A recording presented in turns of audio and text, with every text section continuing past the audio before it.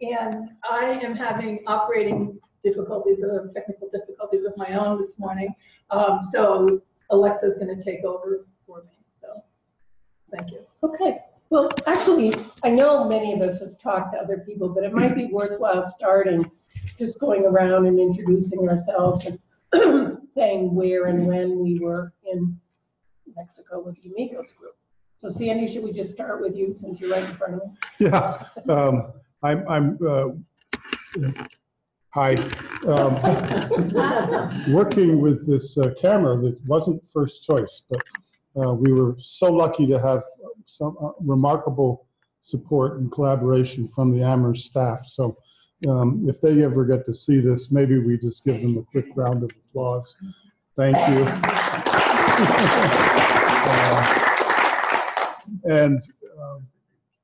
I think this is just to follow up on your remarks, just a wonderful follow-up to the experience we shared in May of 2017, and a testament to the enduring spirit of the Amigos that we're able to do it again, and we're still moving adelante. I'm going to be absorbed mostly with the technical end of things here, but may pop in now and again. This is being recorded via Zoom, so we will have a version of it accessible from our website as soon as I can get back to Seattle, which would be sometime after the 27th. So we'll send out email, and you can absorb all the nuances of the communication. And hopefully I can get these camera shots to capture as much of the action as I can. The other camera was beautiful, just panorama and zoom, but it didn't like the software. So since last May of 2017, I have forged ahead with this project.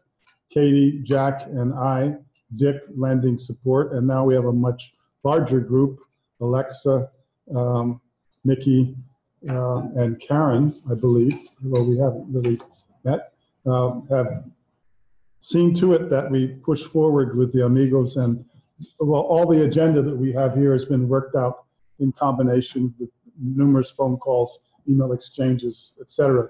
So that's been a large part of my time. I naturally am inclined toward volunteering. It started around the time of the Amigos, and it's a habit that I've never lost. I campaigned ardently for a candidate for the Senate, state Senate in Washington that swung the balance away from Republicans to Democrats. That was a significant feeling of accomplishment. So that's one form of volunteering that has kept me busy. I also serve as a mentor for budding entrepreneurs, and I am engaged also in maintaining websites for my class at Williams College, the Amherst Amigos. I'm the webmaster, but by no means a solo effort. A lot of you have contributed content, and Katie and Jack are steadfast collaborators in that effort. And so I think I would rather listen at this point than add more to that, since I know we have lots of interesting topics to address. Yeah, I'm Bill Kimura, Amherst class of '67, where I was blessed and honored to have for 2 years a roommate, Jack Haley. And I stopped on summer of 1966. I'm now retired after too many years teaching at different schools, serially run out of town from several of them. And after 20 years in Kansas, I have moved to, of all places, Wilmington, Delaware, where I'm now, like everybody else, a neighbor of Joe Biden. I'm not sure what that means. And I'm enjoying being back on the East Coast. I used to work in Maryland as well. So I was Ixtapan del Oro in the summer of '66, which I have to say was a formative experience in my life. It really changed me in many ways. Moving on.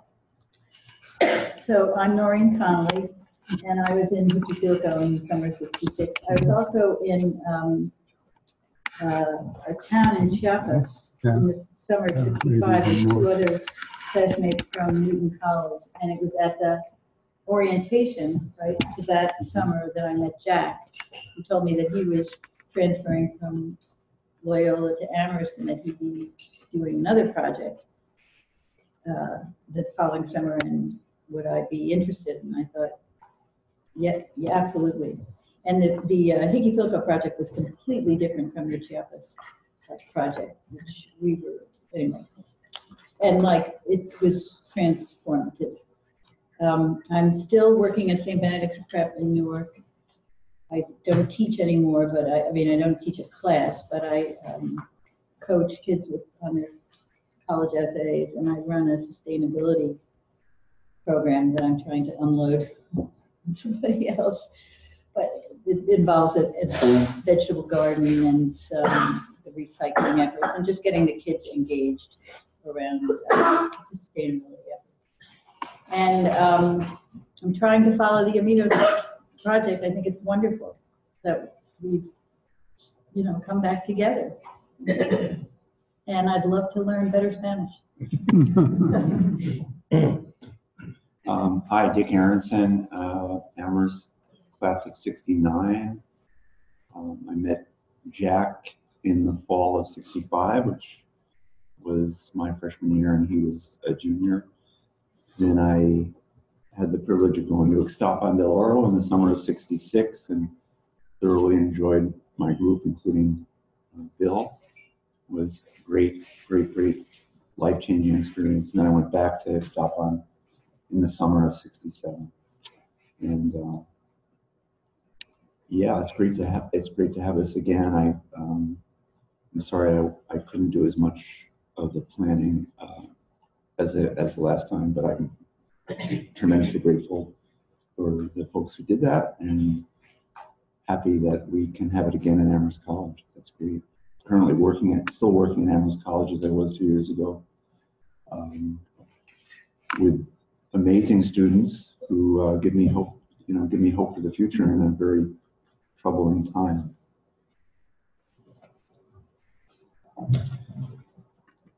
Somebody behind me, or am I next? Well, I was not part of the group, so I'm Candace's wife, so you can go next.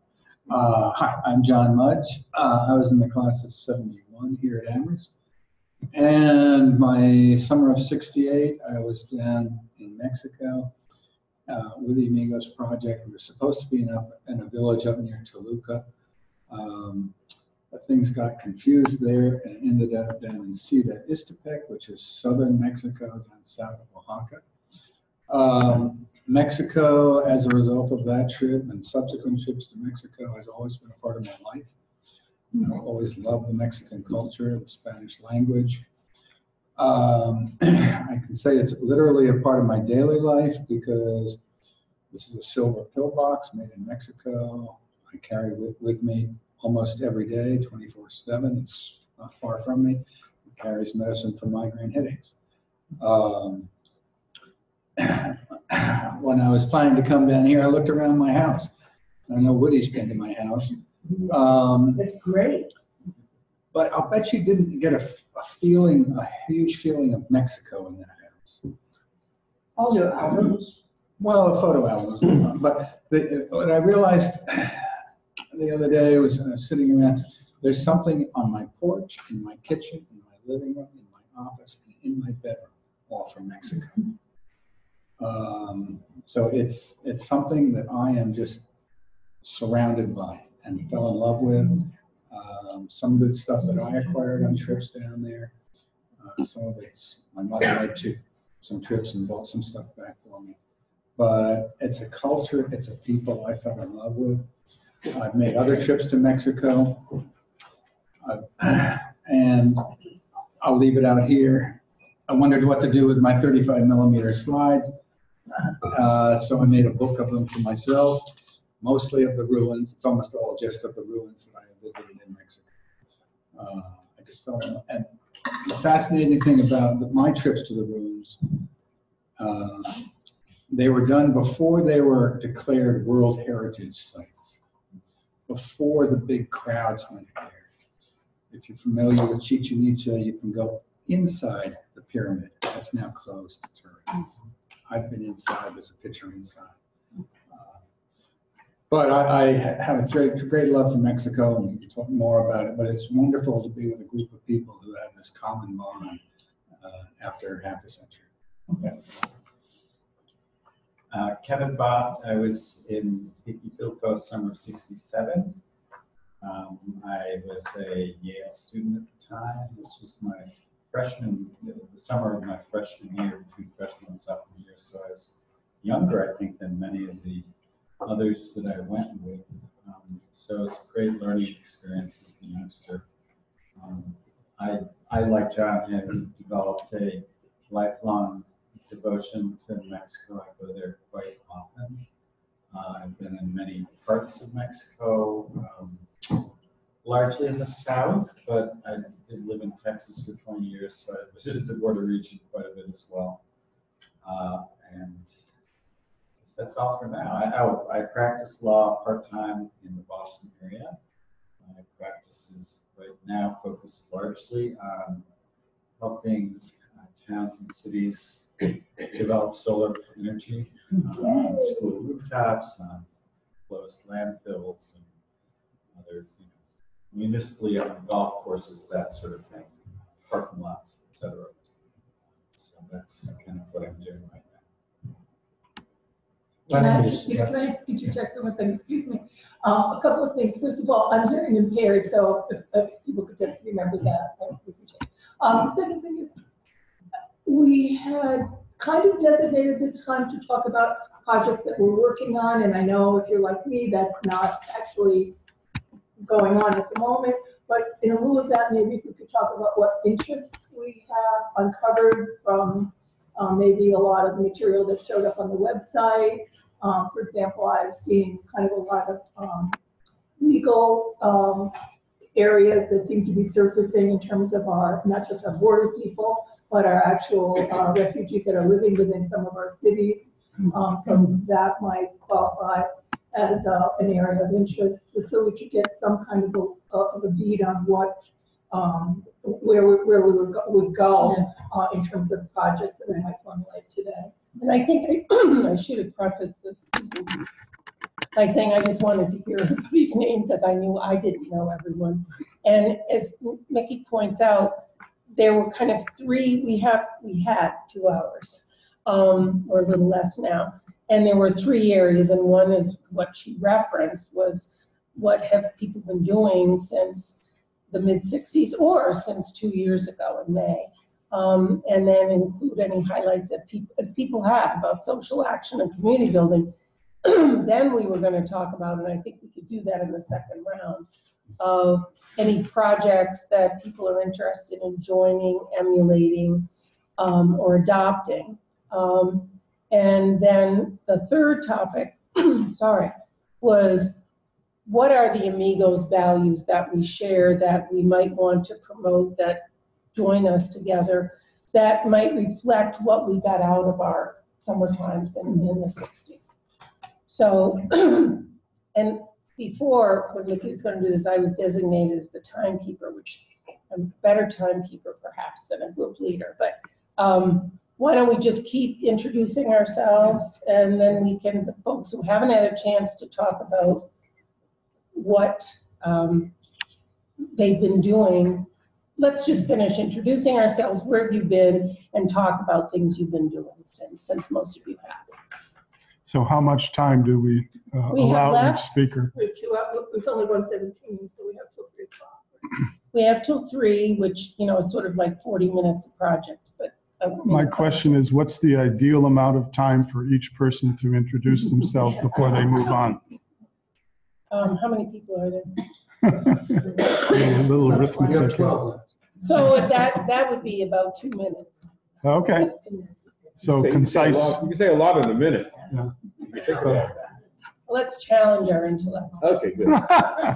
Okay. All right.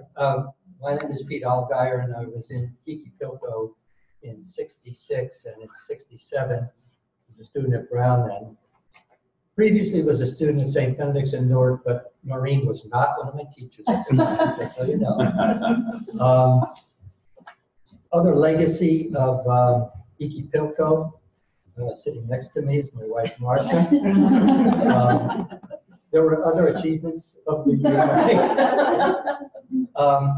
Just one quick thing in terms of current activities. When we were living in Washington, a year ago, I went with the group from Holy Trinity Church in Georgetown down to the border, where we met with what's known as the Keno Border Initiative. And I've got some slides and materials I can show later. It's basically a place that welcomes recently deported Mexicans just over the border in Sonora and provides a place for them to eat. They get medical attention and they get some help in terms of what do they do next. It's run by the Jesuits, and it's been run for quite a while.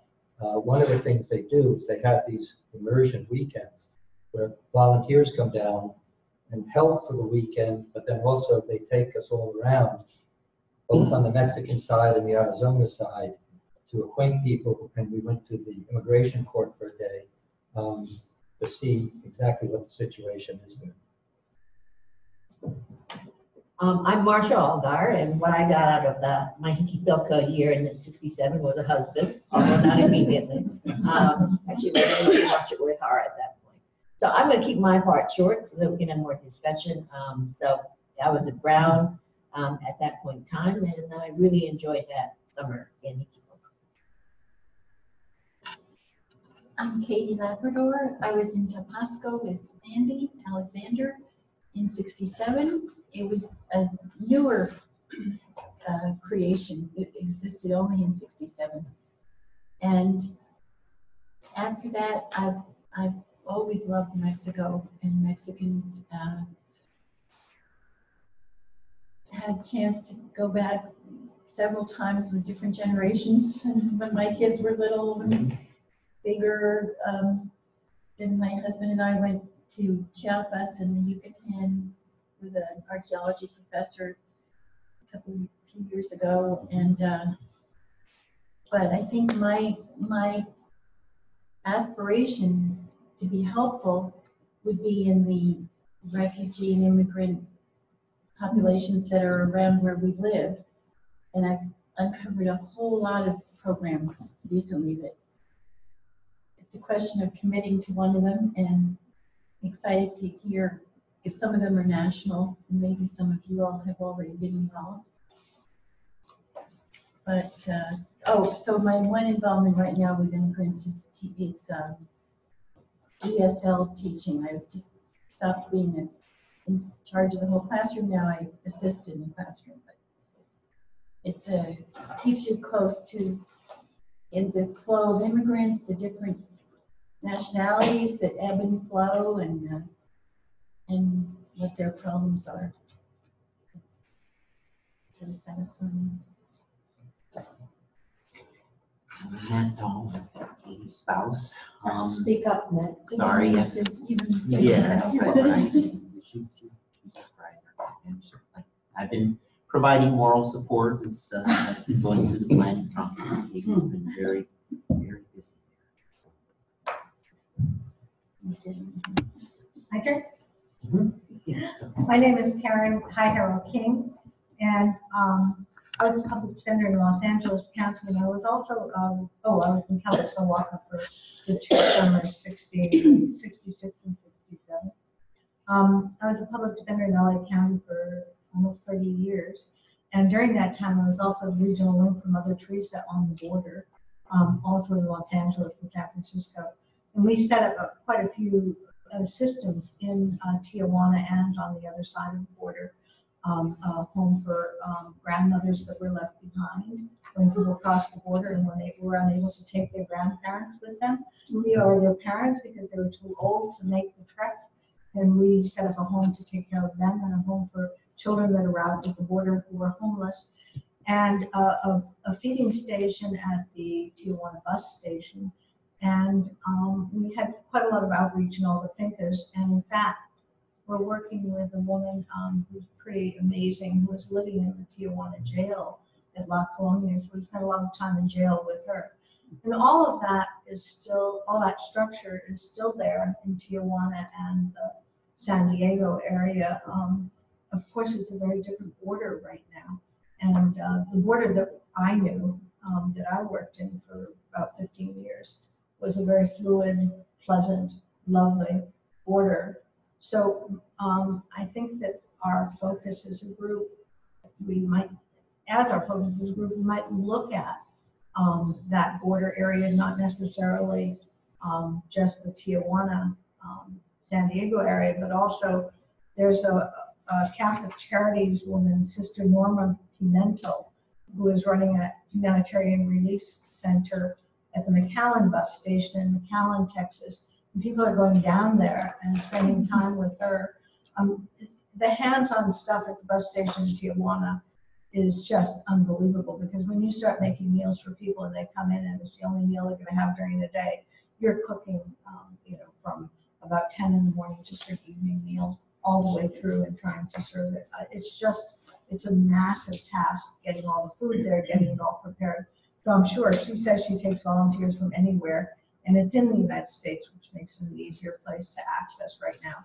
There's also a Father Piedra, and I haven't had time to go and see him. He's in Sunset Park in Brookline.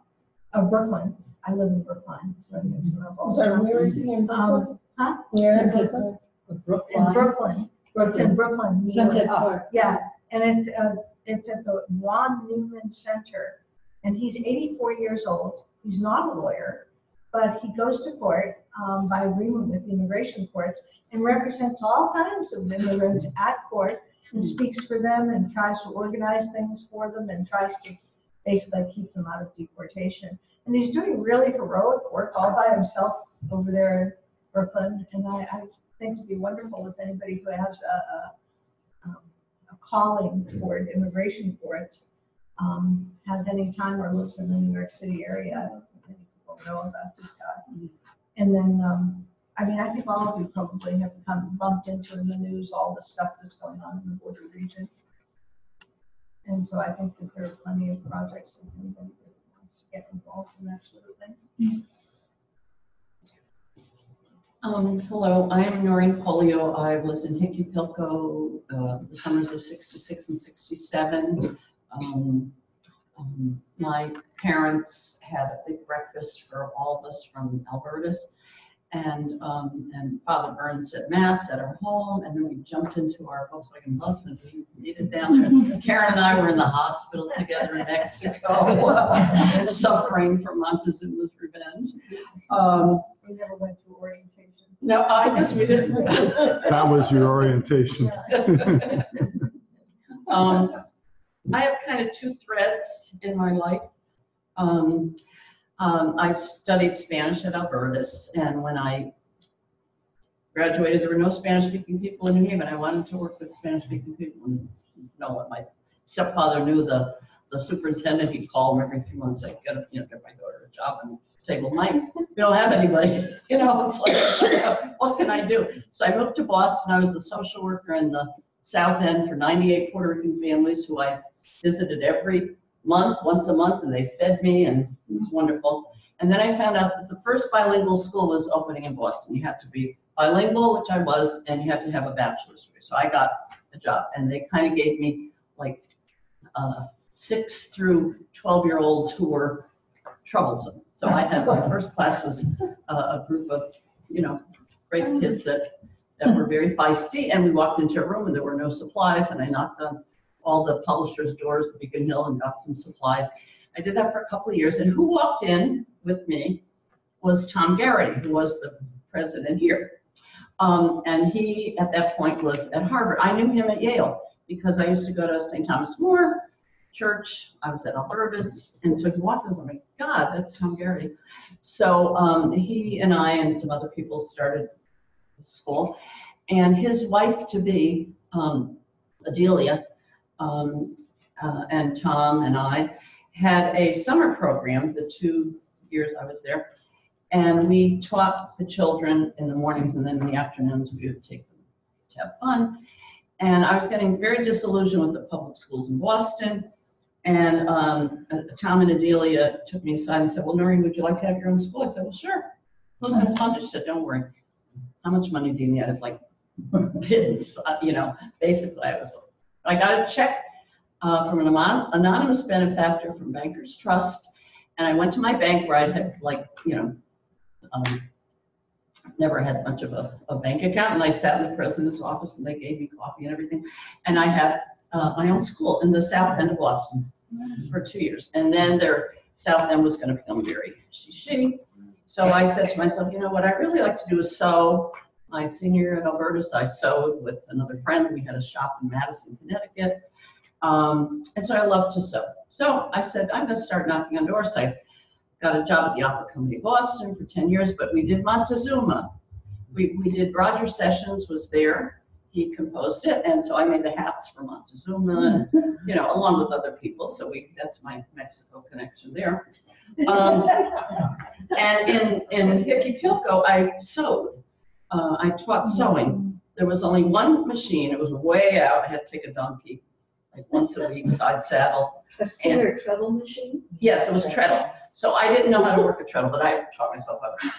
And I have a picture here in my pocket of me and my little sewing group. And then I got my master's in Spanish. So anyway, I've been teaching in the New Haven public school system longer than anybody else probably. And I still love it. I teach ESOL, English for Speakers of Other Languages. I have kindergarten to 8th grade, public school, 18 countries, 11 languages. I have a lot of refugees, but I have a lot of kids from Mexico still. And I speak, you know, always with the families in Spanish to welcome them. And don't you think somebody came in about 10 years ago? And after I always say, oh, I lived in this little village, and everybody else says, oh, that's nice. Well, this family their grandmother was from Hickey Pilco. Yeah, so that's about it. That's what I do. Is that what you're on the board? Pardon me? You were just saying you were on the board of something that was done. Well, the Refugee Center. We have IRIS, which is the Integrated Refugee and Immigration Service, which comes through the UN. And the office happens to be around the corner, so I'm on the board there. Because we have a lot of refugees from now, you know, from Syria, living in Jordan, Afghanistan, Iraq. I've had many, many kids over the years from all over Africa. And so this is a clearinghouse, wonderful. They bring the kids to school, they get them apartments, they get their parents jobs. Yeah, it's a big agency. Yeah, it's good. And I still live in New Haven, I still like it. So that's it. It's a hard act to follow. Paula Rosenfeld Schramm. I was in Hickey Pilco in '67 and went to Brown University and met some wonderful people there from other colleges like Maureen and Kevin and wonderful people in Hickey Pilco. You know, that will always have a special place in my heart. People from Hickey Pilco and, you know, all the Mexican people and the culture. And I worked as a social worker for 32 years in community mental health. And then as a recreation therapist at 2 different nursing homes. So a little bit I got to use, you know, my Spanish and my experience in Mexico. And the summer before that, I lived with a Peace Corps volunteer in Honduras near San Pedro Sula, which is in the news all the time because of the gangs there. And even as a recreation therapist, you know, nursing home with elderly people, I did have some Latina people, and you know, I played the guitar. I did musical room visits, so I got to use some of the songs that I learned in Mexico, which I enjoyed and they enjoyed. And well, I'm very excited to be here with all of you.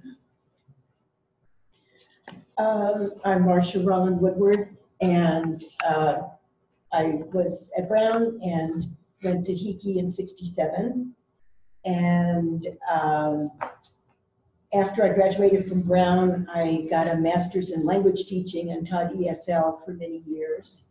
And eventually moved to California, and Mexico was very close, so I did go to Mexico a number of times from California. And then after some years teaching ESL, I changed to something totally different.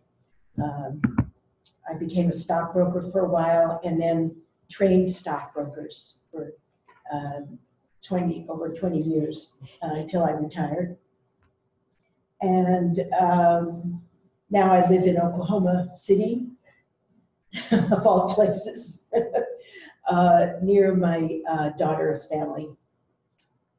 And that's it. And I'm very glad to be here and reconnect with everyone. I'm going to introduce the empty chair, and I'm going to talk a lot louder than any of you, I think, because Joanne, who is back there and would be here, also has a hearing problem. She only hears out of 1 ear. That's one of the reasons for our dog, but our dog can't translate what's going on. I'm part of it, and I'm honored to be part of the group that Peter helped organize that went to Hiquipilco. Marcia, Peter, and I are going back to Brown for our 50th reunion on Memorial Day weekend. Just a couple of things. She's a year behind us. Yes, I know. I know. Did I say? Oh, this Marcia. Oh, I'm this. Oh, that Marcia. No, I didn't say Marcy. We have Marcy and Marcia. The experience was terrific, and I won't go into anything.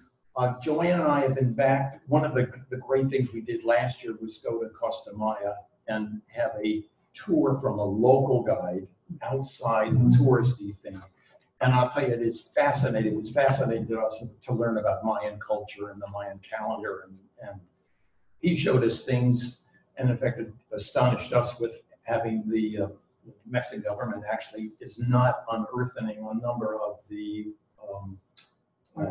archaeological sites because the tourists, and we saw this too, we're either stealing them or destroying them. That's one thing. The other thing, I contribute regularly, and as part of wedding gifts, have a series of values I like to communicate to couples, one of which is the notion of, quote, charity, or giving back. I started looking up, and my choice was the Heifer Project, which does a number of things, in which I focus my money on doing things in Mexico. With what the nonprofit does is support projects that allow people for chickens and goats and cows and so forth. And then I looked up, they have dozens of people making over $100,000 and some over 200. So I have stopped that. I just want us to be careful with any nonprofit we work with. Because it is supposed to be not for profit. Anyway, that's largely it. And I'm torn too between wanting to return something to someone, Hiquipilco, that gave so much to us, and also between the refugee problem, which is enormous. Peggy Dennis, formerly Woody Woodbridge. I went after sophomore year at Smith. I'm class of 69, so I've just come from my 50th reunion. Summer of 67, I went to La Asunción Malacatepec with a group of 8 other students. Turned out the priest there was not overwhelmingly happy to have us. But fortunately, he allowed the 5 women in the group to be farmed out to different families. And I hit the jackpot with the butcher's family, 15 brothers and sisters. Absolutely loved it. We didn't do much in the way of community development projects other than painting some great big 55-gallon drums with basura, which is what the town leaders wanted us to do, because every week when they had their market, the whole center of the town was completely trashed. And they said, can you help us get garbage cans so we can have everything put into the garbage cans and we can collect? Well, we did that. But more important, the priest told us we could talk to anybody about anything, except we couldn't talk about birth control. Well, you know, all the people our age and a little bit older they wanted to know about birth control. So we talked about birth control with them. And when I was back in Mexico from 75 to 77, I have to say I went back as a foreign service officer. Echeverria, the president, had come into power on a pre-platform of full employment for all Mexicans and no family planning. And it took his economic advisors about 6 months to convince him that that was not feasible. And the Mexican government did a 180-degree turnaround and started promoting family planning and getting the state governments to set up clinics and training midwives in villages about how to promote and get people to use family planning. So I don't know if we had a big effect, but in my town, I know of my 15 Mexican brothers and sisters. One had 3 children, a number of them had 2 children, and some just had 1 child each. So they listened to what we said, I think. Okay, I had such a great time in '67, I wanted to go back. And John Mudge and I ended up on the same crew that were sent out to Ciudad Ixtepec.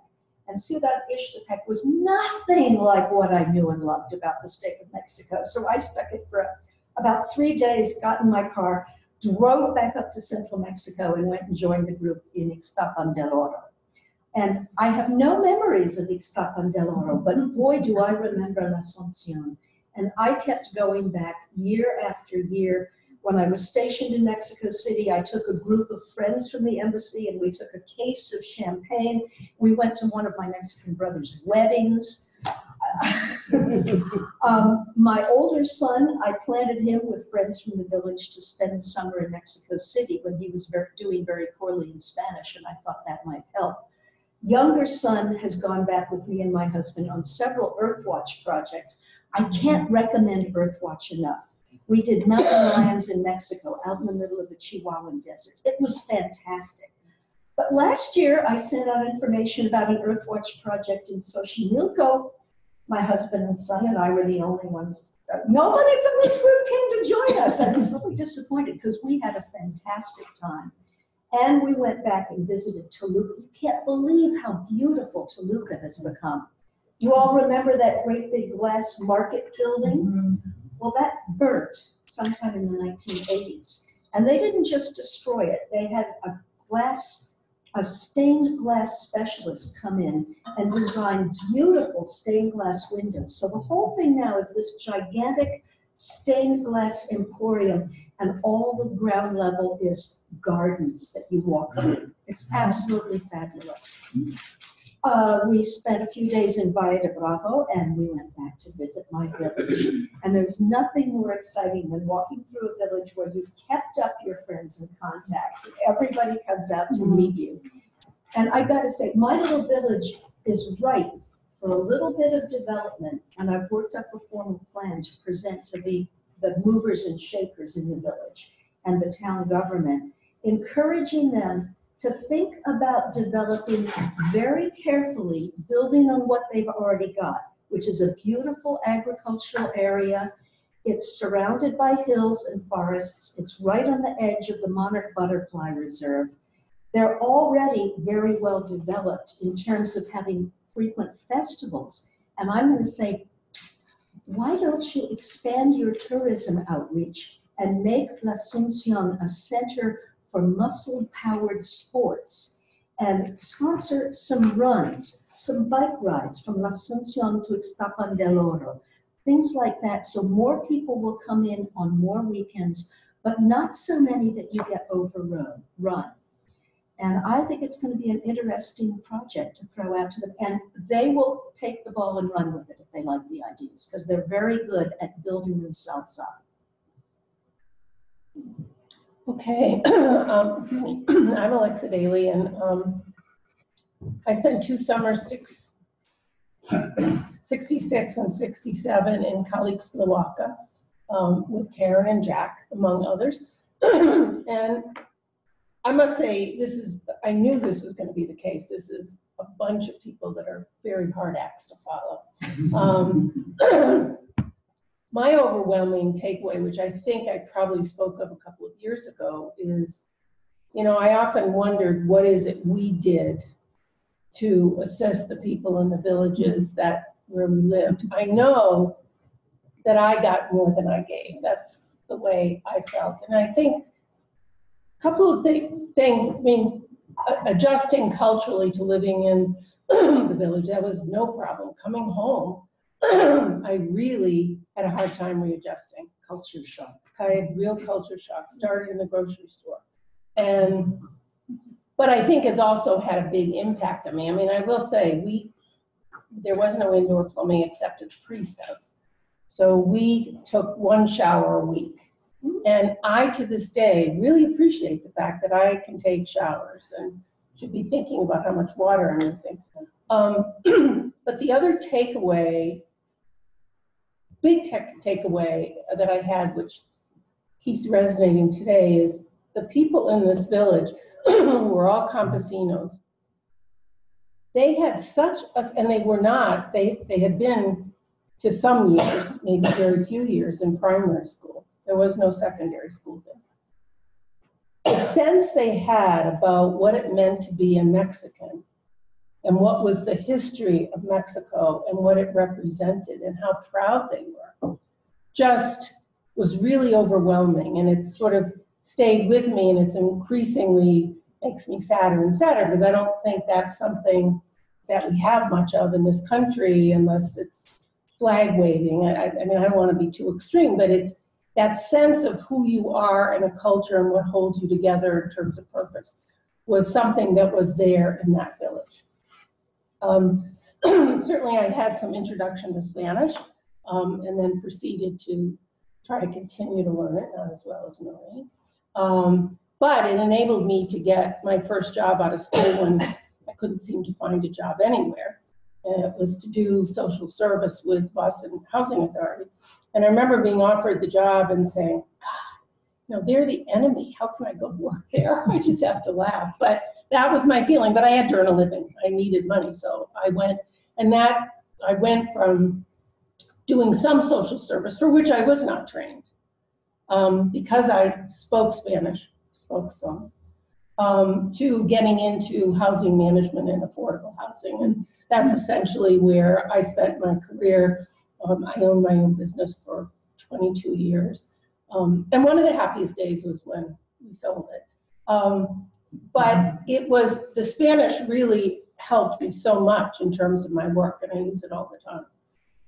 And now have joined a group in my neighborhood in Boston, and we meet once a week at the library, and we just speak in Spanish for an hour. And it's great, because without that, I had really started to lose a lot.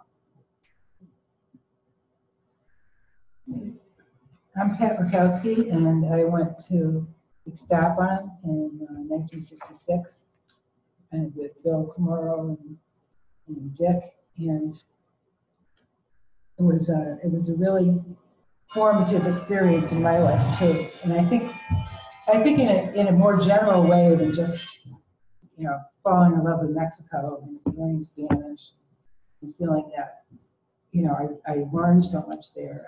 I learned about my own abilities to attack problems in the world. And I gained a lot of confidence in the whole idea of community development, wherever I was.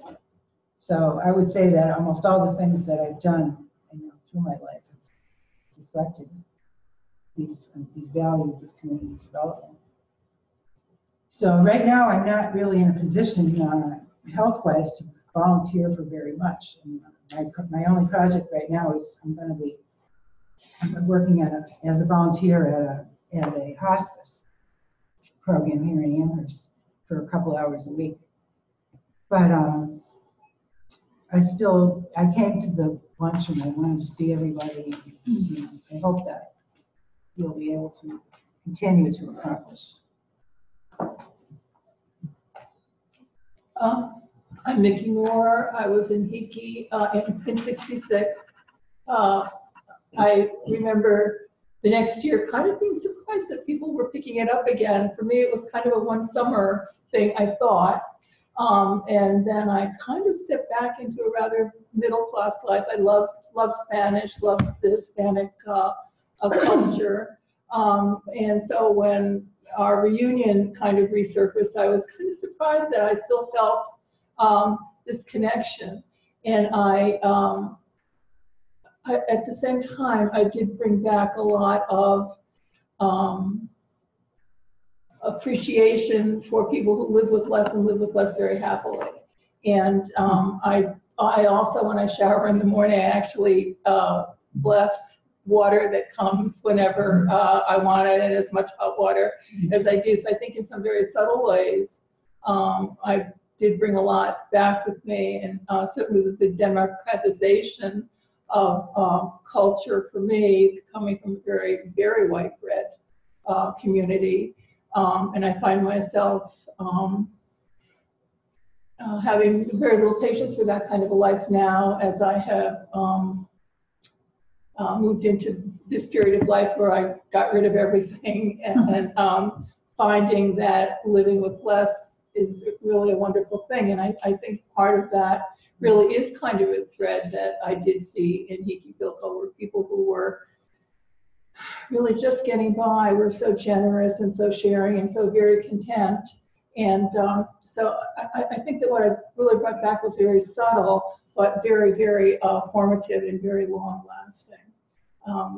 So I was one time a Spanish speaker because I had studied the language, and you don't use too much of that in a lot of the Connecticut suburbs. But I'm very interested in picking up a thread of this again, and as I know we're going to go into this in greater detail, but there's just so many areas of it. You know, there's the border area where there's very hands-on stuff to do, and yet, to my great surprise, in our little area, you see they appear to be Mexicans lined up doing day work, and they're being exploited. They're being given checks that bounce after a day's hard labor of 8 and 10 and 12 hours. So on the one hand, I'm thinking it'd be great to go back to Mexico, and I certainly would be open to that. On the other hand, I realize that there's an awful lot of work as well to be done, right, in places that you would never guess. Restaurants, they're hiring these guys that are living 8 and 10 to a room and sending money back. So we really don't have to look too far to see where we could do some projects. But at the moment, I'm kind of undecided where I would focus, but I'm very willing and very much looking forward to this next piece. Thank you. Jack, Haley, and I was in Kali, Slovakia with Alexa and Karen, and I hope Mike Pescatello will be here later. And in '66, the previous year I'd been in a project with that the Berkeley Newman Center, UC Berkeley Newman Center, had organized and included schools in LA, and they were doing, I think, 14 villages in Michoacan, Guanajuato. So we sort of got the neighboring territory. And a few just random thoughts. I wear a ring with a Mexican design, although I have to confess that I have not done anything with Mexico or Mexican projects, but I'm very keen if we can come up with some that we'd like to do as a large group or smaller groups. I'd really be keen to see that happen. And I just note a couple of things that in preparation on one of our calls, and we put this, I think, on the website or in one of the letters, Karen made a couple of remarks about, you know, why are we here 50 years later? What was it that was so powerful about that experience? And what interactions can we embrace now? And I think that's a main theme, to tap into that imprint on us and figure out where we go from here. And then the extensive work that Roger did in thinking about a kind of a decision tree. I hope that's not selling it short of how do you look at what our options are here? What's their scope? Where is their impact? And we already have some people have mentioned things. So I'm just very pleased that a lion's share of the credit for the design of the website goes to Alexander, to Sandy, and Katie generated a lot of contact by contacting you all. It's very rich, and tomorrow, any of you who haven't used it or haven't maybe seen all the things that it can do, and we'll have that session tomorrow to look at that. But it's a resource poised to help us in this endeavor, and I think is quite an achievement of its own. So thank you all for coming. And I keep forgetting, it'll take me another reunion to remember to order less food from Atkins Farm. So people have to have an afternoon snack. Anybody who's driving away tonight has to go home with a bag. I have some freezer packets, so gotta take food with you. We can't have this discussion and then about water and then waste a lot of food. That's right. Okay, so we have just 65 minutes allotted, and the two subjects that we were going to address, which certainly have been touched on in everybody's opening remarks, is what projects might we adopt or emulate, and we could generate a list. And we've already heard a lot in these conversations. I don't know if Jack already has, but I think it would be good to get those down on a list. And I think tangentially to that, and something I'm really interested, I know we still have connections, and I'm sure it has to do with values that we share, even though, you know, I don't remember some of you from 50 years ago, but I think it is important to maybe reflect on what the values are, and maybe we have already addressed a lot of what we got out of our summers in Mexico, but if folks did not address that and would like to, I think that would be good.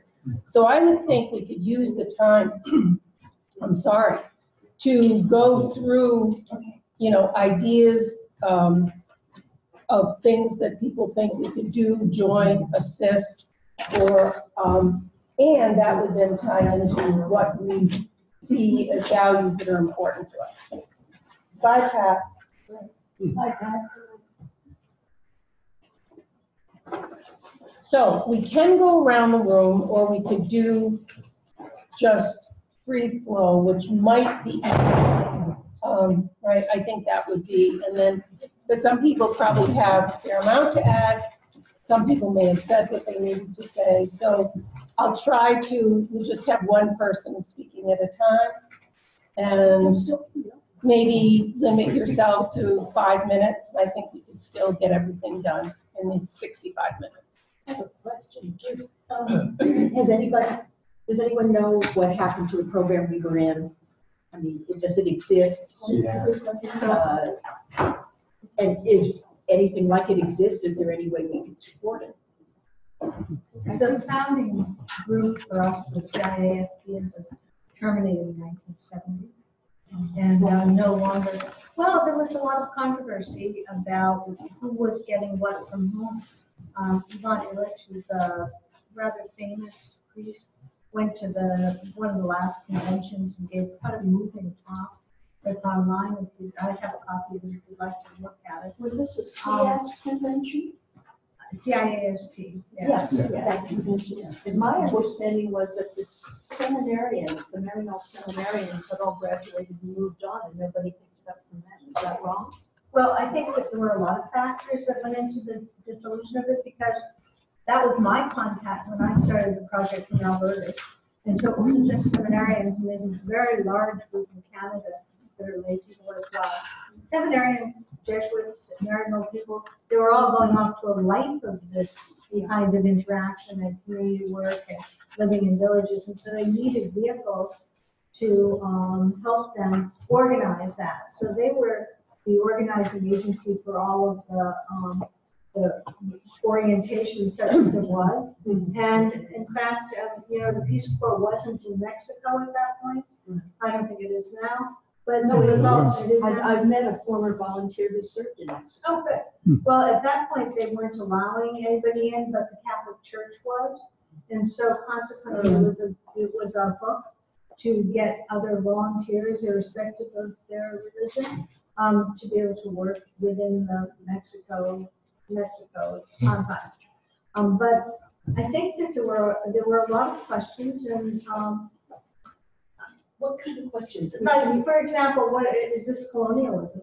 Are we just going out there and saying, oh, here we are, the great white hope coming into your village?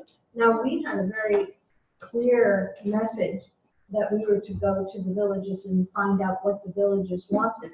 But you know, the villages, somebody over there said they got to their village and nobody really wanted them. There was a lot of pressure put on the priests to take us, the parent organization, and there was a lot of pressure on the parents of the families to take us in a situation where they had very little food of their own. We paid for none of that. We were theoretically volunteers, but they were also volunteers. And so consequently, what he was saying, what Illich was saying about this whole way of organizing things is, you know, it could work, but you need a huge amount of training to put people into these kinds of situations. And also, what's the quid pro quo? I mean, you guys painted garbage cans, right? Somebody wrote a fabulous explanation of what they did in their village, what village we got. At any rate, it's on the website. And they really did a whole lot more work than we did in College Slovakia. And it was much more organized, and I attribute that to the priests in the village.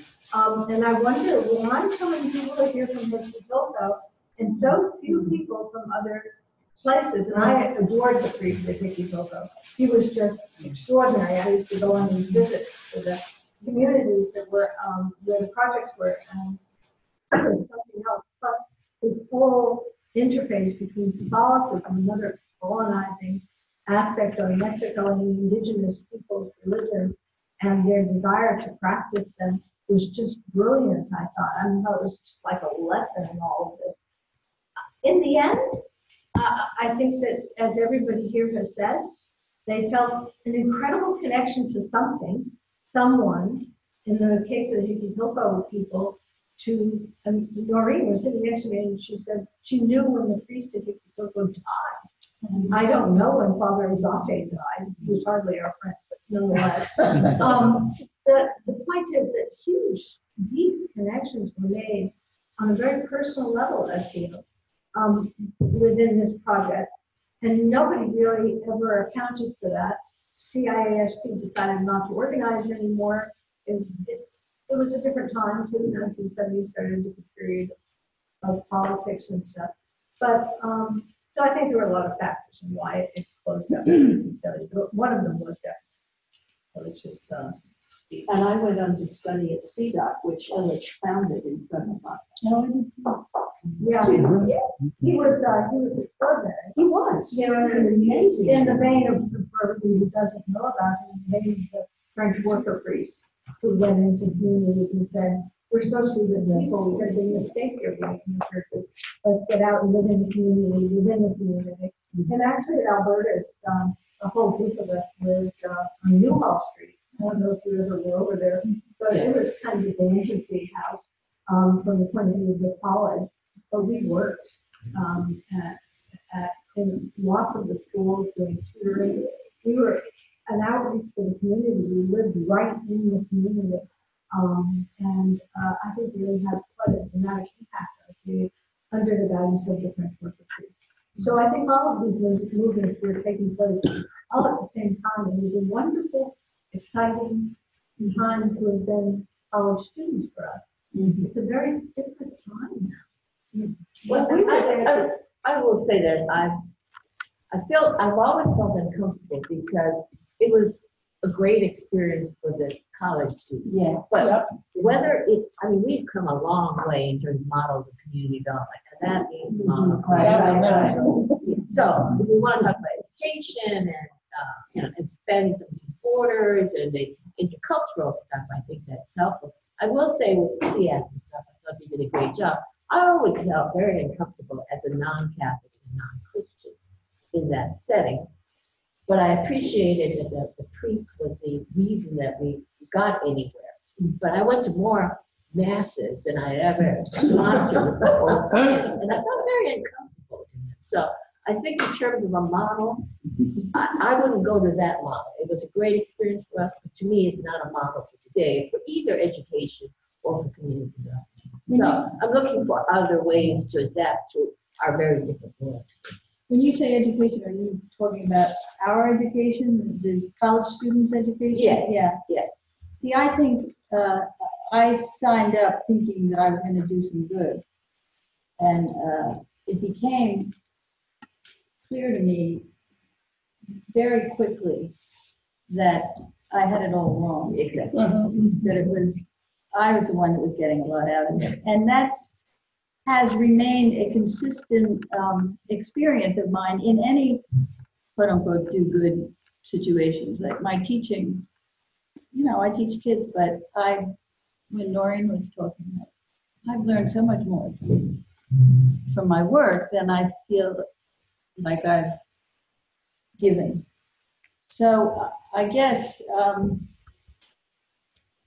what I think, if you're going to do these kinds of projects, you have to put the emphasis on do this because it will change you.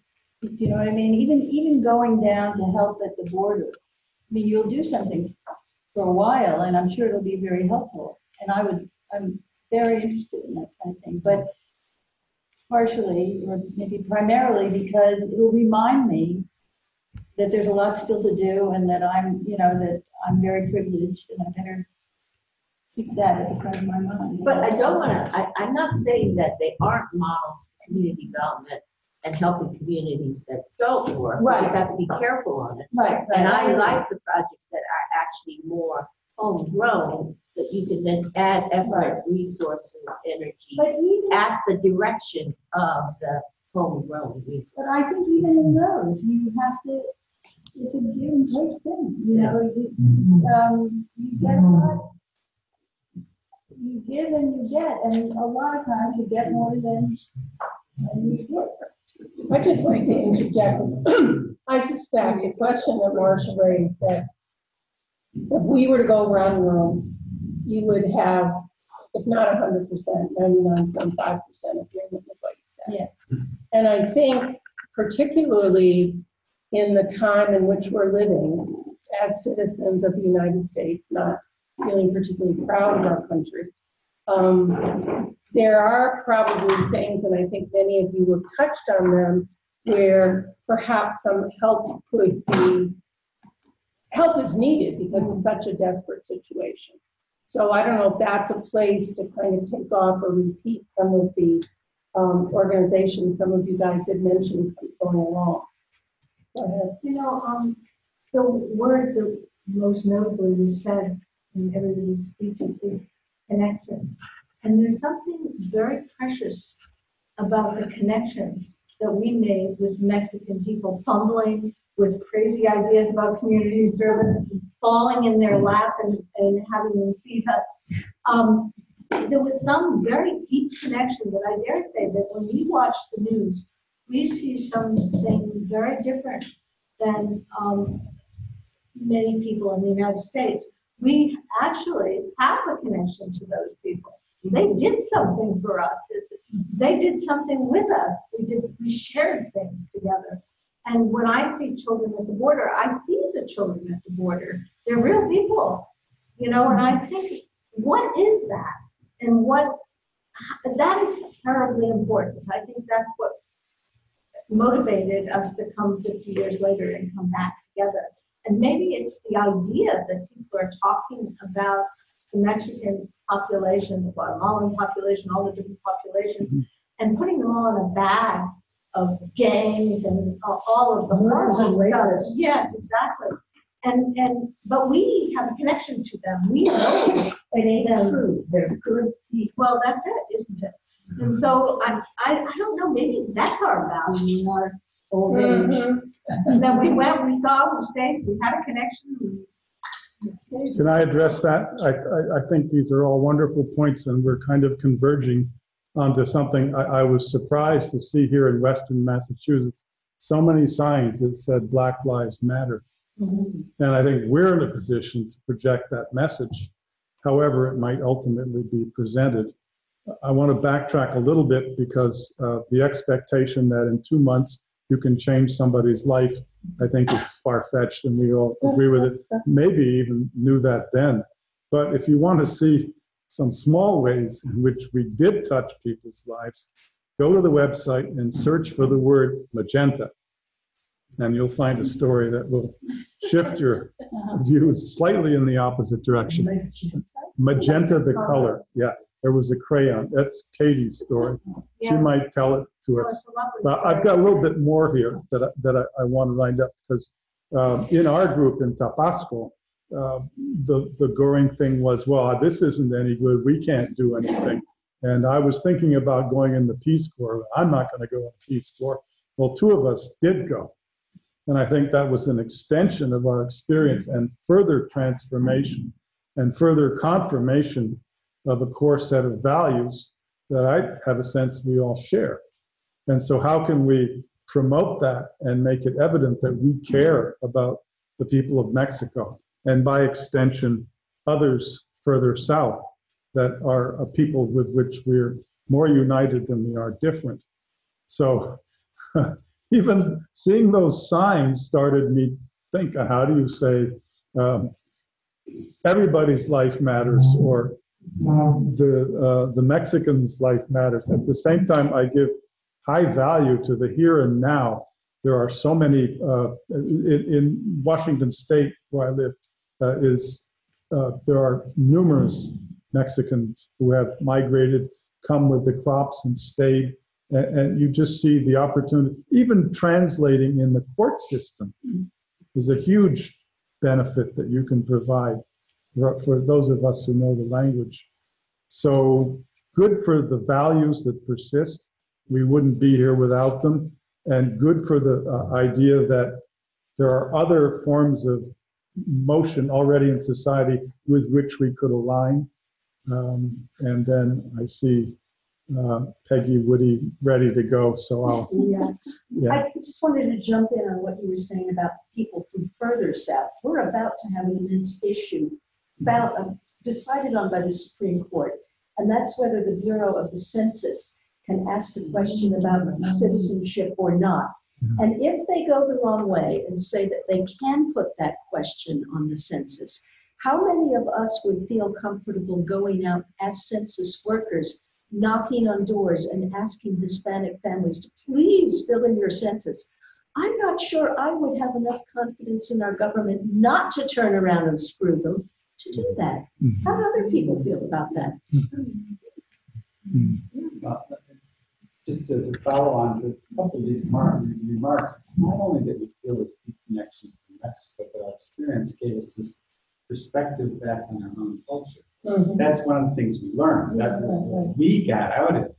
And it brought us a critical perspective, about all sorts of things, certainly race and ethnicity. We had a new perspective on that kind of thing. We saw United States policies as something to look twice at rather than take for granted, as we got to be patriots. I think there was a lot of that kind of experience from going over on the border, across the border, and seeing our country, where we came from that side of the border, which I always encourage people when they travel, go get some other perspective. Don't go on a cruise ship. Don't, do something that just replicates your own cultural experience. Go meet people. And that's why these volunteer projects are helpful, because they allow us to then bring something back. I was just last week in Puerto Rico rebuilding some homes. And once again, initially I thought, why am I doing this? Why don't I just relax on the beach? But I got so much more out of it by being with, young AmeriCorps volunteers, some of them from Puerto Rico, some from other places, seeing people return to their homes that, are in many cases elderly people whose kids have had to abandon the island after the hurricane, and just talk with them about how, they were former school teachers and how they taught English and Spanish to their kids, and just learning what people's experiences. So it's that way of looking back at our country and our culture and ourselves that I think is so important in that experience.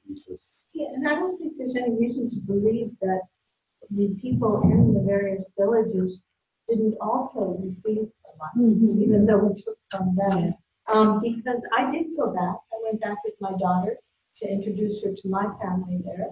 And it was just incredible. I mean, it was so wonderful to see everyone again, to let them see what I had done, to let me see what they had done with the various projects we've been working on, and just to be with them. I mean, frankly, you know, that was the most important part of it. And it was very important for them that I came back. It was very important for them that it felt important for me to share my daughter with them, that they were that important in my life. And so I you know, there was a two-way street. We might not have accomplished many things, but maybe that's okay, you know? Yeah, I would second that. A year ago, when I was back teaching some classes in Mexico City, I did reconnect with the family in Jiquilpan that I stayed with. And we drove out to Jiquilpan. And one of the things that really struck me was talking to them. They remembered the names of all of us who were in the village.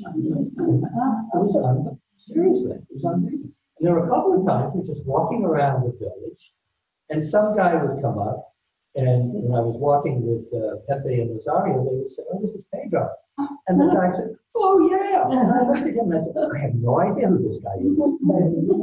So there is that. The fact that somebody, they had an experience, and who knows what they took from it, but it was distinctive for them. Second thing, in regard to what we can do, and then getting off this discussion about, well, community development isn't what we thought we were doing, or we thought we were doing what was it. Where are the biggest problems with Mexico now? Well, one of them is obviously immigration. And who are the people who are in the position that have some impact on that? Americans, either in the policy or just helping the people who are coping. So, for example, a couple of things. When I mentioned this Kino Border Initiative. What's it called? It's called the Kino Border Initiative. I made up a sheet, and it is run by the Jesuits. They operate on both sides of the border in Sonora and in Nogales, Arizona. And as these people, mostly men, and increasingly Central Americans, but also women, get dumped over the border first thing in the morning after they've been deployed. And they have this place they can go where they will get food. There's a first aid station there so that there's some medical attention. They give them phone cards so that they can call their family and tell them what's happened to them. And it's also a place where they can just talk about what they're going to do next. Pretty interesting. Many of them said, "Nah, I'm not going to try." I'd say most of them said, "I'm going to try again." Because a number of these people have been working in the United States for 10 or 15 years. They have their families there. So obviously they're going to try again. So aside from doing that, and the Kino Border Initiative, they have people, a lot of high school students from Jesuit high schools, go down and volunteer, either for a weekend or there's one kid there who's doing it for the whole summer, just to help feed people. But they also have groups from churches or from schools or other people come down for one weekend. As I said, we went around, aside from helping feed the people and talk with them, Spanish skills were helpful there. They also run a shelter for women who have been deported, and we went over there and met with them. But they also took us to immigration court in Tucson to see how that works. Actually, it was very interesting. We met with a judge who had grown up in Nogales, and she was really conflicted because the judges are assigned for a certain period of time to hear these cases, not doing it full time. And, you know, she's got to make decisions by what the law is, but she also understands what the situation is. In any event, so they have these immersion programs, and that is something that conceivably we could organize. But the other thing is, in Washington, and I think almost everywhere, there are groups. Washington is called Sanctuary DMV, or District, Maryland, Virginia. And it's volunteers who say, all right, if so-and-so needs a ride to his or her court hearing, I'll go with it. I would take them. Because a lot of them, transportation just to get there is a problem. So volunteers go, take someone to immigration court, accompany them there, and obviously you're not a lawyer, you can't really intervene, but there are all sorts of supports like that that people can do in the United States. And I think, frankly, that makes a lot more sense than trying to do something in Mexico to help them solve their problems in Mexico. Before your first point gets lost about, I mean, there's a lot of talk about this was all one way. I didn't feel that way. Looking over the pictures, we played volleyball with, we played soccer games. There was a number of interactions that were informal, that as a sociologist produces connections and results. We have no data on anybody under your little piece here, but as somebody knows something about evaluation and assessment, we don't have enough feedback on what our impact was in any village.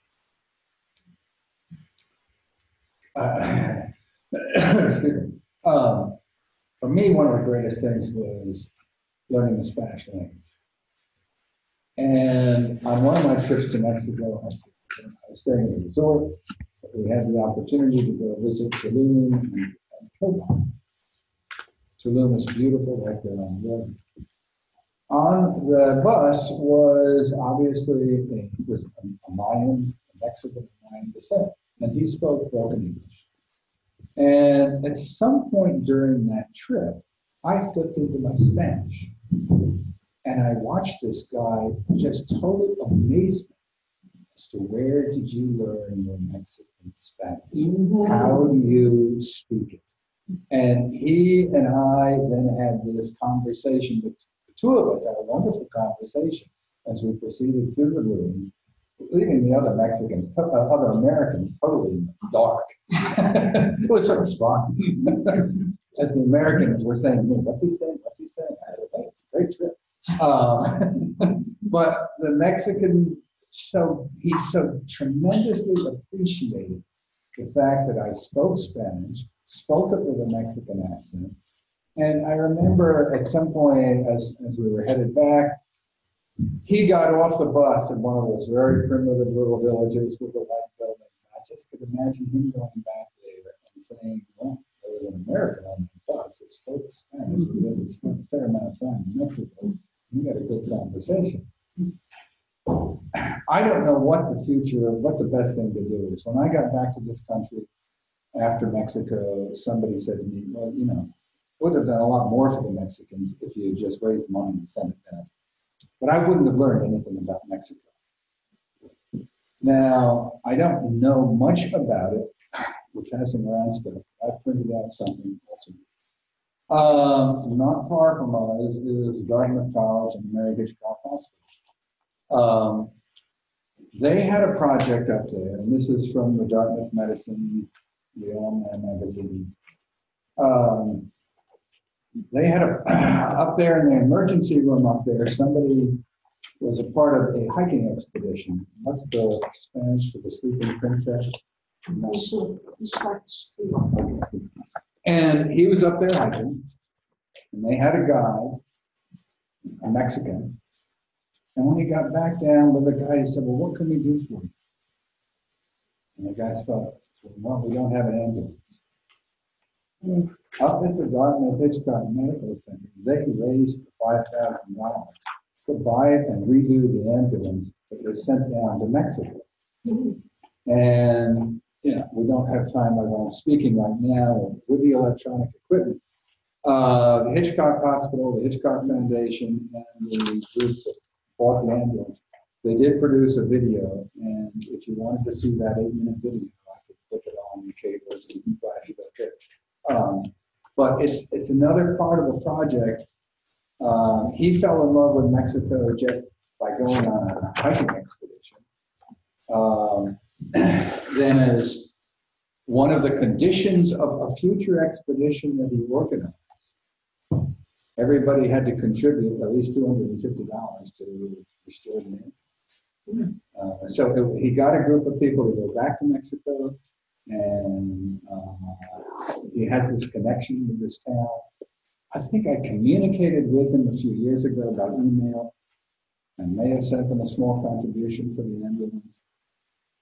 They're not a charity that sends me a weekly reminder of another need for another contribution. So I don't know what's left, what they're doing now. But it is community outreach. It's small. It helps specific towns. So I Xerox this to bring it down to show what another organization is doing. For a group of people that fell in love with the Mexican culture. So one could ask, based on that and other initiatives, is there a clearinghouse for information like this that people can, I mean, this is, I mean, how much more good news can I take in one afternoon? I mean, this is just amazing. I'm so grateful to you for bringing this to our attention. We knew about Keno, but that's something that we could conceivably if you contribute want to. I've got. And we will put the video link on our website. Right, if we don't have time to watch it here. Absolutely. We can do that. But I have my projector in case your cords don't work with my computer. Well, that's excellent, yeah. I can give you some more good news. Yeah. Nobody would have expected this, but we all have been so worried about the dreamers and the poor dreamers in limbo, and they gave all their information over to become dreamers. So we know that they're known. Well, of course, they're being deported under the cover. The reason they're being deported is small infractions that we never have gotten deported before. Jaywalking. Like well, not that small, but like a drunk driving conviction. Yeah. But what's happening is they're landing in Mexico, a land they don't know, where they don't even speak Spanish. The dreamer they interviewed didn't speak any Spanish, moving back to his quote-unquote village in Mexico. But he found out there are a lot of dreamers there. And they all banded together, and they all have these terrific jobs now because they're English speaking, and they're getting paid very well, and they're moving up the ranks. He's only been working for this shoe and clothing for athletics in Mexico company, but they were delighted to get him because he knows the culture. It's his culture. He grew up in it. He can speak English perfectly, and so he's already up for a promotion. He's only been working there for like 6 months. And he said, there are lots of us down here doing extraordinarily well, and I feel like we're going to actually be able to make a life in Mexico. And of course, the United States has lost all these incredible, wonderful workers. But it made my heart think a little bit. And I think of some deported. I hope somebody's writing this down because it's another wonderful piece of news. Yeah. I wanted to take exception. I think it was you, Peter, that said the Mexicans are still coming. In fact, the demographic flow is a lot of the Mexicans that have lived up here are going back to Mexico to retire. And they've been sending money back to their villages and towns for the last 50 years. We just haven't been so aware of it. And Mexico as a country has made astonishing strides at development. I would say it's no longer a developing country.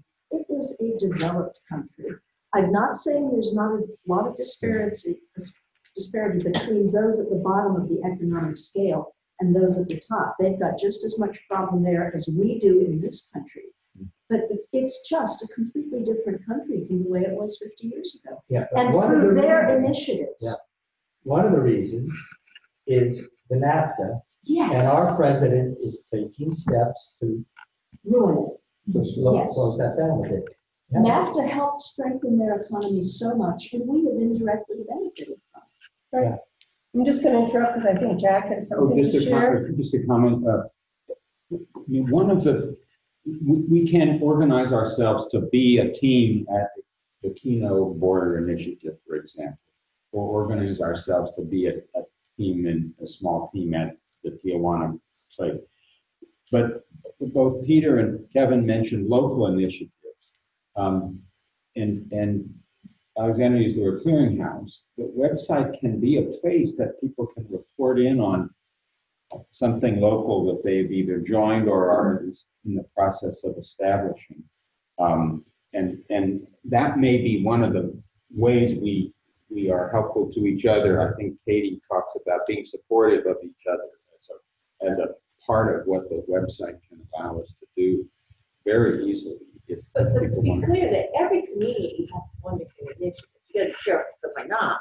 So I was working in local government for 40 years. There's all kinds of great groups. Some are strong, some are weak, whatever. But there isn't any major community in this country that doesn't have a bunch of stuff going on, whether it's Keno or shelter or whatever. Many of them have to do with refugees, immigrants, some others not. You know, community development is local as well as international. So I think part of the issue is, does this group do one project? Or do we all do a variety of projects in whatever community or setting we feel comfortable with? I think for me, that's a major thing. I love this group and all, but whether or not I'm going to join with all of you who do one thing, I think it's going to be hard for me to choose one thing that all of us agree on and do together. So I don't want to throw cold water on it, but there's so many great community projects already underway with established institutions, with some need for resources, need for volunteers, etc., that we could work through our own community. I hope I was saying that. And what I was also suggesting is that people can share that experience and get some confirmation, validation, and encouragement from each other, because we're not going to join the Maryland BMV and we're not going to help with the ambulance, but we want to know about it and then get inspired to find something locally. As well as potentially doing something as 3 or 4 of us through organizing and show up for one of those weekends that you did. Just the communication about these events. That's central. I'm with you. Yeah. I'd just like to say one way to help immigration and save our democracy is do whatever we can to make sure Trump is not reelected. But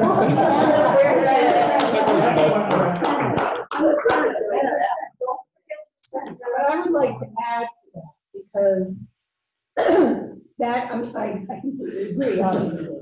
However, there are reasons that he got elected. And I do think that a lot of liberals they want to say, oh, they're stupid, they don't read, they're this, the basket of deplorables. And I think it's really important, and that gets back to what Karen was saying in terms of making connection. It's always easy to dismiss people with whom you do not feel any connection.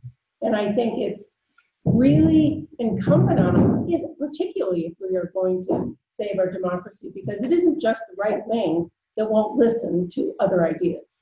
Left wing's really good at it too. Amazingly good at it. I keep discovering every day, even from friends. So I think it's just really important that we keep our ability to think and talk and reach out to other people. And I do think in this group that I'm in Boston, it's like a villages movement.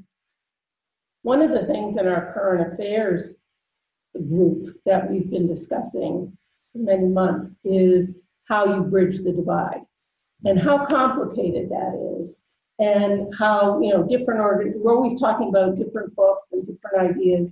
We haven't resolved anything except in some instances to just see how momentous, how difficult this problem is. And if we can't get through that and be able to communicate, I don't see how we're going to be able to turn things around. Let me just jump in for you a quick second, because I have a couple of questions, maybe rhetorical questions. We were talking about something that we did around 40, 50 years ago. I have to remind myself and others that 10 years later, I was working in Mexico for 2 years at the University of the Americas in Cholula. And I was aware at the time, in 74, 76, how Mexico was changing from the euphoria of the recent oil development to the devaluation of 76. It was a time of change. It was quite amazing. My question is, how much and in what ways has Mexico changed since our time down there, number one? And what are some of the consequences of that for some of the things we want to do? I was also in Mexico most recently in 2016, during the night of the election. I was on a concert tour with a musical group from Emporia State, and I was astonished at how much Mexico City had changed. And maybe the change is salient. Part of the change is what will help us communicate the social media and stuff like that, which I'm very skeptical about. But that also has been the incubator for a lot of hatred and a lot of division. It's a double-edged sword, and I can't get my mind around it. Mexico in 66 and then in 74, when I started working there, was a country that baffled the United States. It was very double. We were totally dependent on them for trade and economics, and at the same time, we took down our noses at them, racism and discrimination. I don't think that's changed very much. I think many people in the United States have this doubleness about Mexico. It's charming, it's colorful, it's fun, and it's also inferior and threatening. But now Mexico, as you say, is become a developed country, and they're having a problem with refugees from Honduras and Guatemala. Or their southern border. Their own southern border. We are not helping in that, and we're not even interested in talking with them about that. Anyway, so what do you think about, has the amount and the nature of change after 40 or 50 years made things worse in a way, or just changed that are any challenge we might have if we want to be involved? I think for the average Mexican, one person too. For the average Honduran or Guatemalan or Salvadoran, it has gone way downhill. Yeah. And that's where the pressure's coming from. Right. And Mexico is as impotent at fighting it or helping improve those countries as we are. Yeah, I agree. But I think also if you got at the rural Mexico, it has not had the same changes as in urban Mexico. Oh, I disagree. For instance, in La Asunción, when we were there, it was still a maize, beans, and corn agriculture.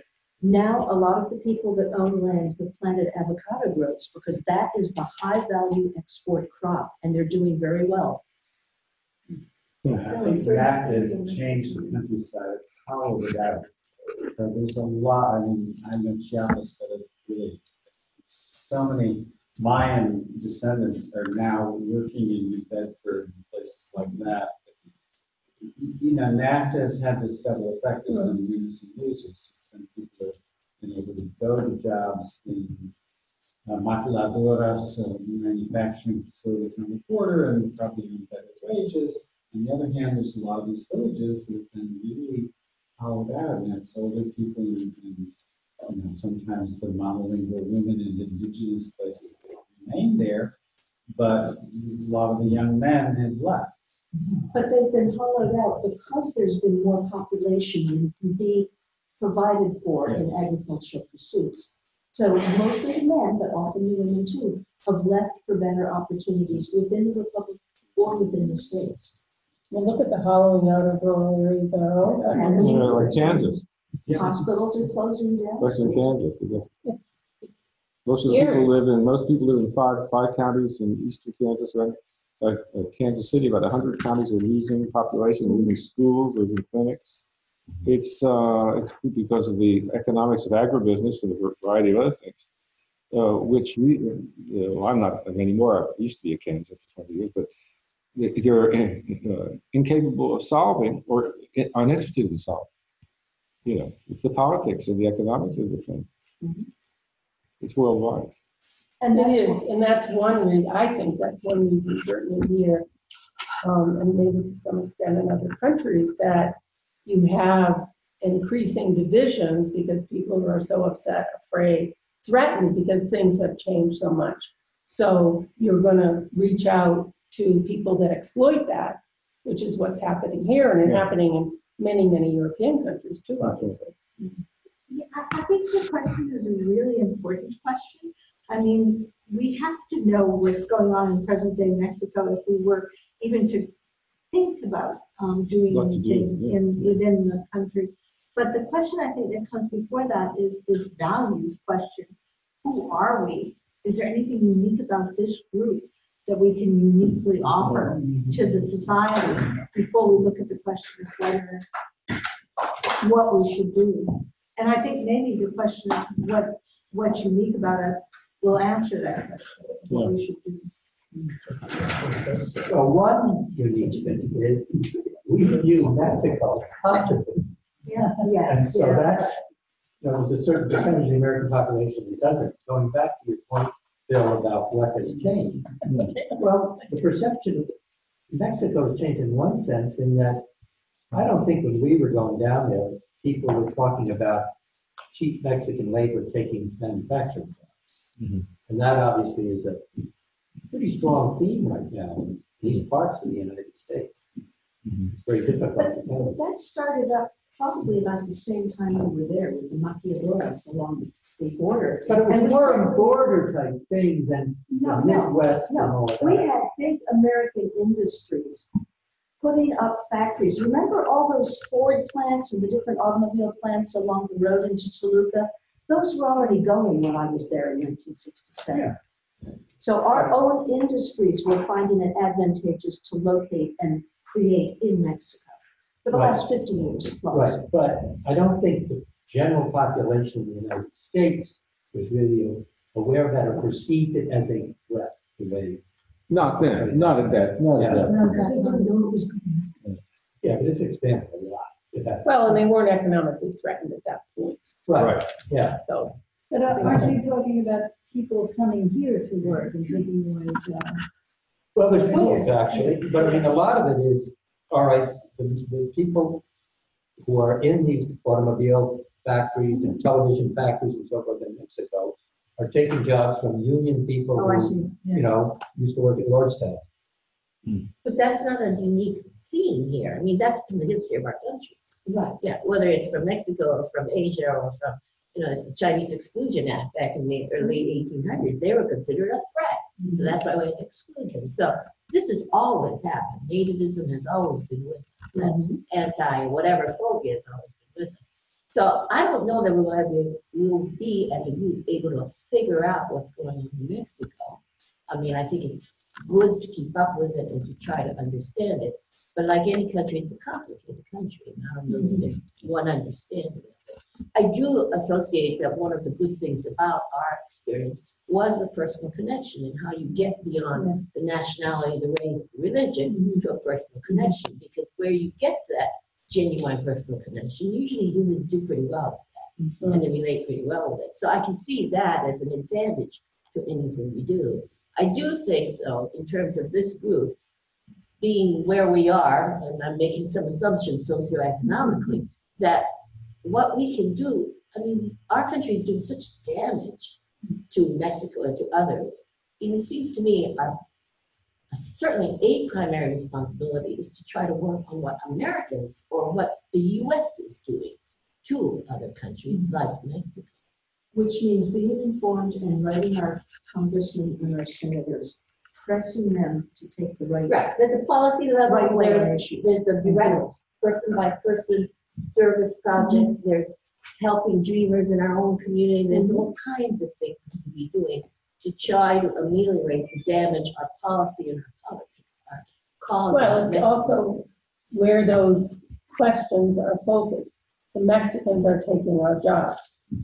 What about our economy and the industries that in fact are benefiting? And depending But that's never discussed. That's all taboo, it seems to me, from what I read. I don't read a lot about that. I mean, I don't know. In the DC papers, we see quite a lot of articles about the hardships to the crab picking industry and the oyster industry because they can't get the women workers coming up from Mexico that they've been using for the last 3 decades. Reliably, the same women come over and over again. They work during that crabbing season or the oyster season. Heaven knows the whole Central Valley of California is going to collapse if they can't get the immigrant pickers to come and harvest. Our whole economy is going to be up the tubes if we don't have the Mexicans. What we need, and what maybe we need to be pressing our politicians at the federal level to do, is reinstate a much improved bracero program so that seasonal workers from Mexico, El Salvador, Guatemala, wherever, could come in legally, work for their 5 or 6 or 8 months, and go back home knowing that they would be able to come again and work for the same employers next October or whatever. isn't that what the second President Bush tried to get? Yeah, he did. Yeah. And so I don't disagree. I'm just saying to look at the history there and to change that. But it can be a campaign issue for the Democratic candidates. So in terms of Mauro Adores was in 1964, that they started up, the first permission. So they would have started up after that. So it maybe we saw the beginnings of that. In terms of our work, or our commitments, I think it would be helpful to me. People brought up, there's a lot of very informed people here with skills in particular areas, immigration, trade, whatever, other things, and political pressure. If stuff like this could get up on the website, you know, information about it and what certain people are doing, like your trip to, I think I saw that on the website. But so that the rest of us could latch on to it or join it, you know, who do you write to? What do you say in the letters? What do you refer to? We can educate each other using this website. We don't have to do, I don't think we can do something altogether. Other than that, we have a present that we can use and make more informative for all of us, and then we can select things that we think we'd be able to do. I hope this isn't premature, but I'd like to suggest that any of us who want to work with Peter to arrange a trip similar to the one that you had, and so that we can inform ourselves about the immigrant issues that are happening on the border, and re-stimulate this interest that we all have dormant. It's dormant in some of us, but rekindle it, get information that the people where we live may not have, bring it back to our communities, use it in whatever way is appropriate. But that would be a nice experience for us to have together. And it's something that we could all benefit from and then use for our individual projects. Because I think probably the greatest benefit of our experiences in Mexico is how they changed us. And look at how we've all been doing different things for 50 years since then. And we've taken the attitude that Mexicans are great people everywhere we've gone. And not just Mexicans, but a lot of foreign people who are very different from us are really okay. You know, we've lived that for 50 years, each in our own way. And I think, you know, coming together to sort of do that again, make a connection with what's happening on the border and bringing it back into our lives. I think that's the best thing we can do.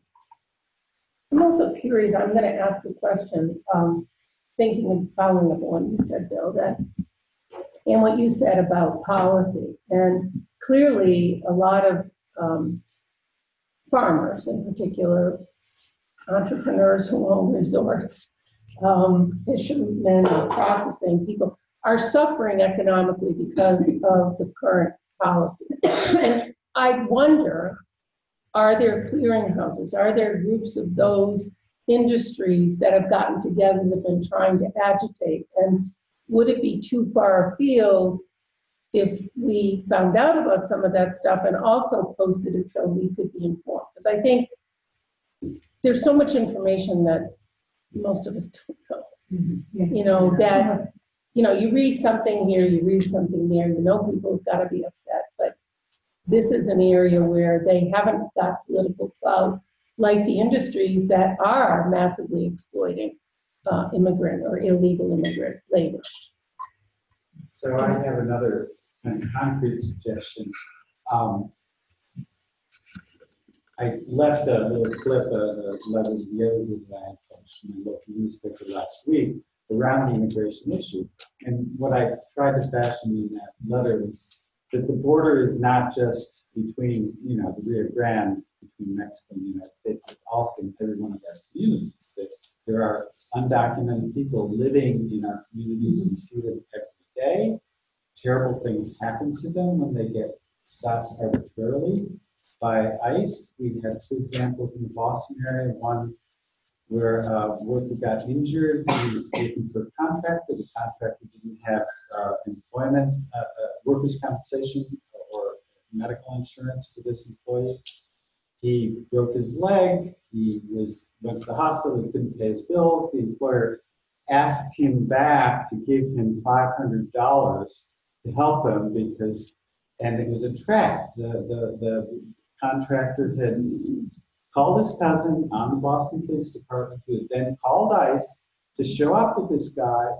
This guy had a 2-year-old child with him. His wife was working.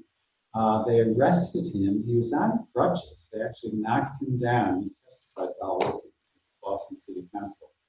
Knocked him down. He had handcuffs on his crutches, shackles. He's frantically trying to get his wife to get the baby. And they just took him away.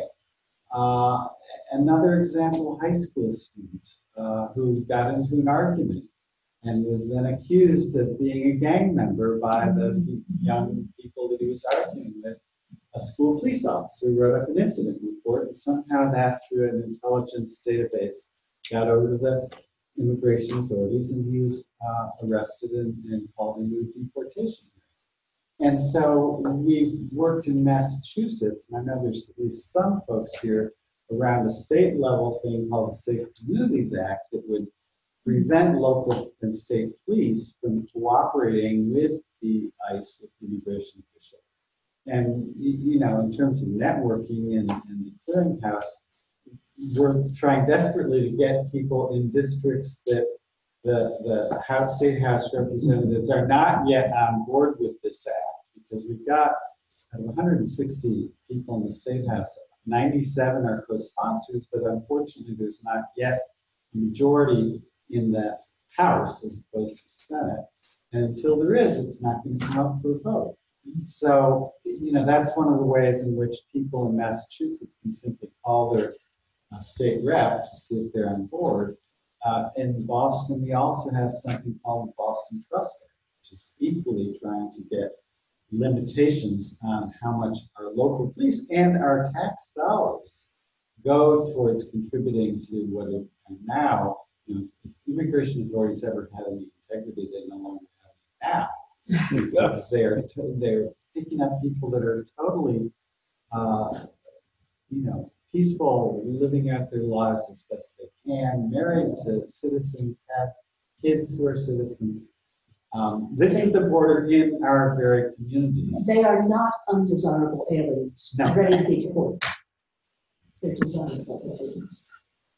Yeah, but the agency has been set completely free and it's completely rogue and it's doing all these things. But it does vary from jurisdiction to jurisdiction, because I know Montgomery County will not work with ICE unless it's somebody who's been picked up for a violent crime. And then they will let us know. Yeah, to be clear, in Virginia, it is the localities that are trying to keep the state from forcing them to cooperate more with ICE than they feel they can. Yes. Sure. So it goes both ways. But you're right, there's a border in every community, because this battle is going on in every community. I have to point out we have 10 more minutes through this session, and we have a kind of an outline of what we've done. Some of what was just said seems like it might be outreach, community outreach, but we talked about assisting at the border via the Keno Border Initiative, local issues, the legal area, including the census forms, present problems in Mexico, including immigration, community outreach, and the clearinghouse on the website for outreach projects, and the use of the website to organize different initiatives. These may or may not be areas that people would like to connect with or maybe discard. And I guess if anything else wants to be said, we'll do that now in a couple of minutes, and we have a break at 3 o'clock for half an hour, and then a continuation of values and projects from 3:30 to 5:30. Thank you. Jack? Just wondering. Oh. Ladies, going to say something? I was going to say just a couple of things. I've had first graders, kindergarten kids. I teach in a small room, I have a table, and we sit around the table, start crying in the middle of the lesson because they think when they go home, there's not going to be father or mother. And what I find very sad now is that because people don't know me, when I have Spanish-speaking parents coming in to register their children, I don't ask anymore where they're from. I just don't, because they don't know me. They don't know if I'm going to say something nice, even though New Haven's a sanctuary city. So on that level, it's very sad. But one of the things that you were saying is that for years and years and years, and I'm sure those of you who speak Spanish have had this experience, but at any opportunity I can, if I meet somebody in a restaurant, if they're a waiter or whatever, and I say, just say something in Spanish. Then of course they're amazed because I don't look like a Spanish speaker, I sound like an, but they are so happy. That's something you could, oh my God, and I always say, I love Spanish, and you can just tell they feel so happy because I don't hear that a lot. So that's something, those of us who speak a little Spanish can make people feel good about themselves on like a daily basis. Well, it's better than saying go back to your own country. It sometimes happens. It happens a lot. So just Distressing. an example of that. The guy was doing landscape at our house, and I did the same thing you did. And so he says, in Spanish, how do you know Spanish? And I said, soy verdadero mexicano. And he looked at me. And there's some disconnect there. But then he broke into laughter, and he really appreciated it. Yeah.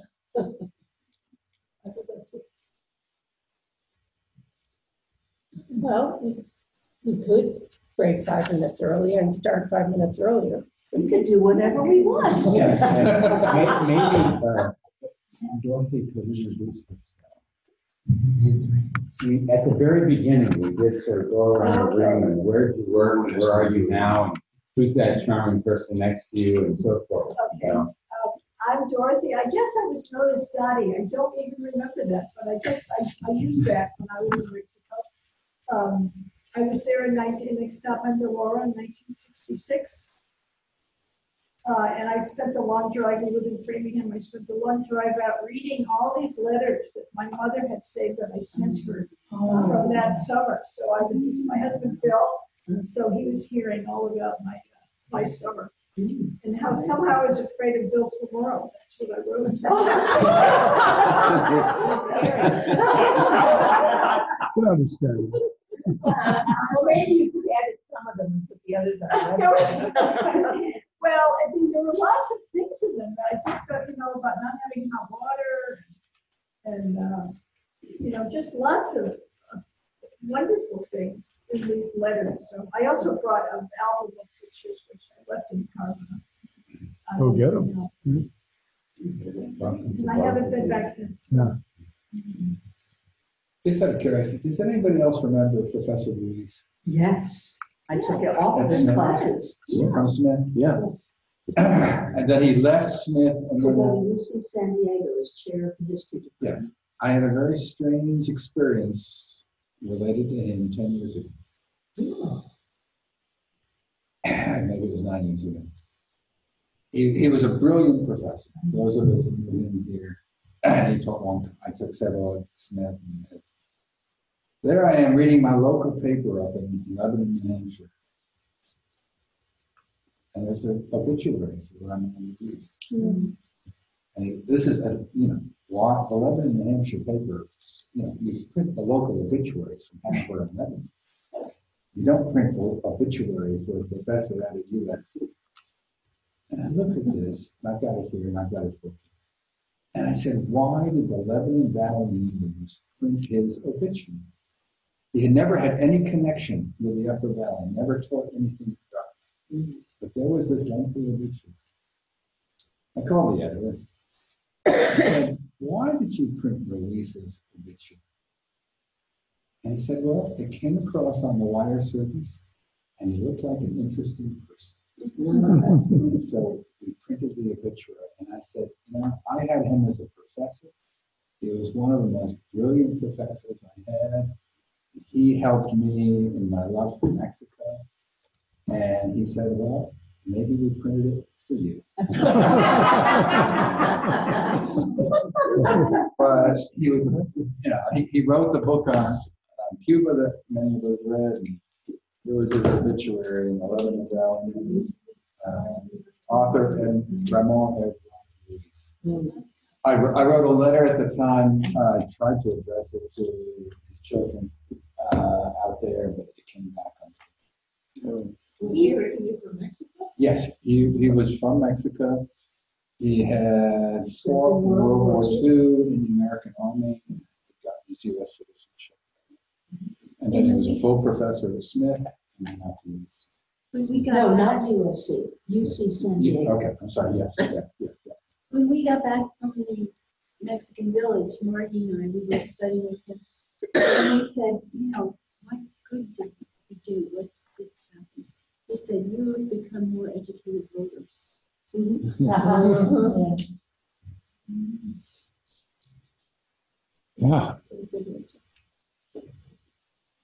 I think Matt went on a coffee run, so we don't have to go exploring, and he will be back momentarily, and then we can reconvene in about a half hour. Thank you. Is you have the I've got it right here. MP4? So you have I've got the link. you have the actual video. No. What do you have?